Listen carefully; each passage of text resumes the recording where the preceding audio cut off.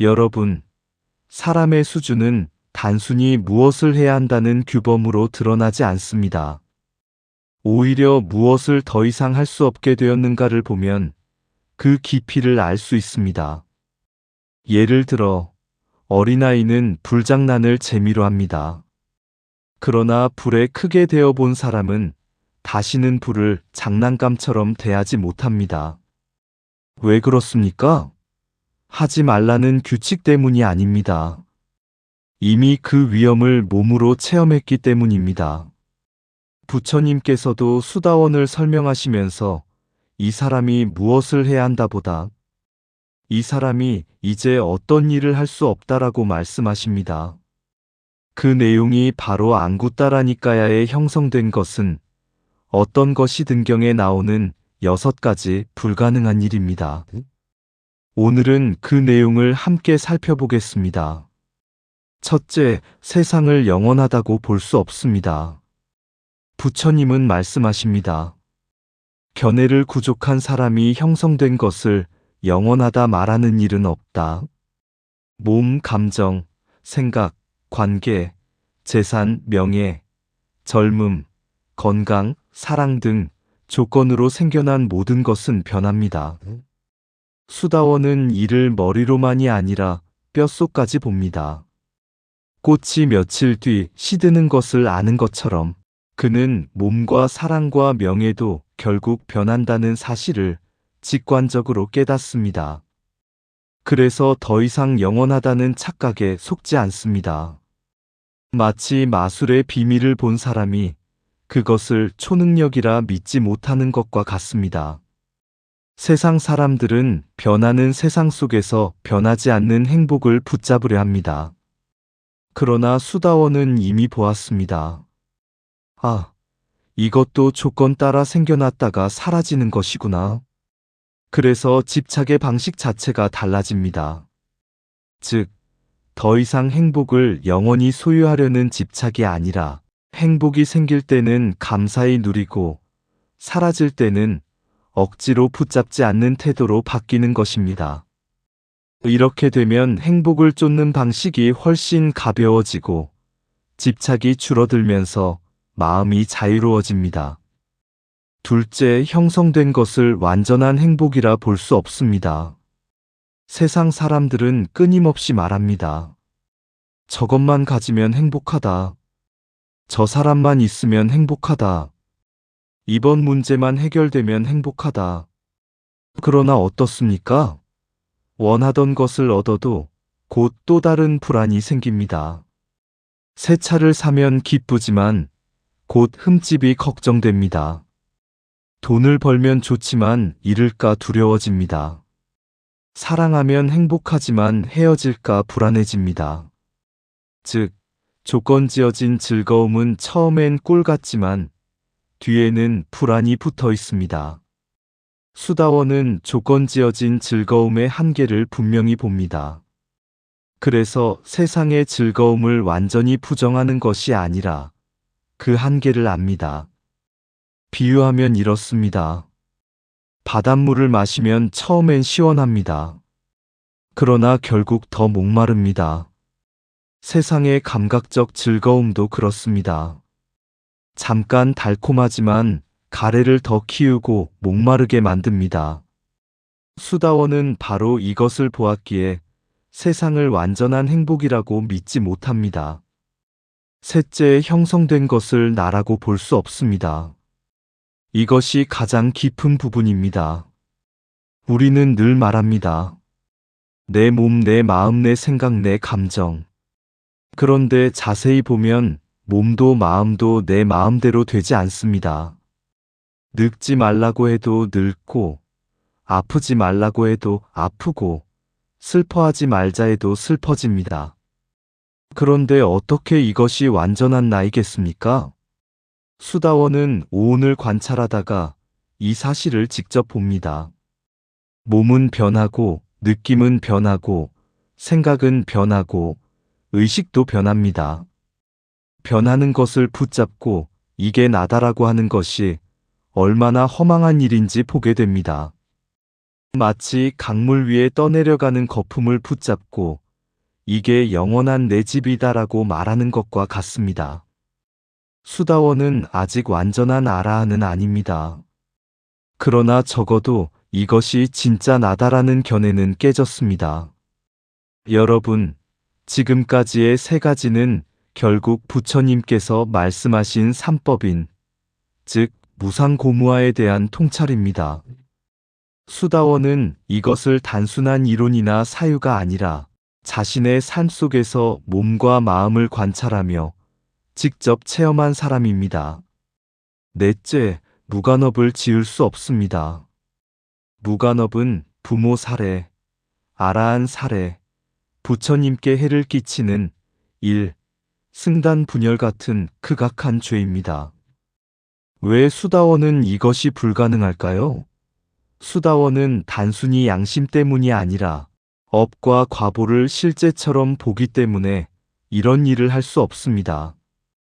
그는 탐욕과 분노와 어리석음이 한순간 폭발하면 얼마나 큰 업을 만드는지 압니다. 예를 들어 정신이 온전한 사람이 절벽에서 뛰어내리지 않는 것은 하면 안 된다가 아니라 죽는다는 사실이 너무 분명하기 때문입니다. 수다원도 악업이 불러올 파괴와 윤회의 고통을 이미 보았기에 그 길로 갈 수 없습니다. 다섯째, 미신이나 예언에 의지하여 청정함을 구한다는 것은 있을 수 없다는 것입니다. 이 말은 매우 중요합니다. 사람들은 괴로우면 자꾸 밖에서 답을 찾습니다. 오늘 운세가 나쁘다. 이 숫자는 불길하다. 이 부정만 있으면 애군이 막힌다. 이 예언만 따르면 구원된다. 하지만 수다원은 괴로움의 원인이 가래와 무명임을 보았기에 바깥 징조만으로 깨끗해질 수 없음을 압니다.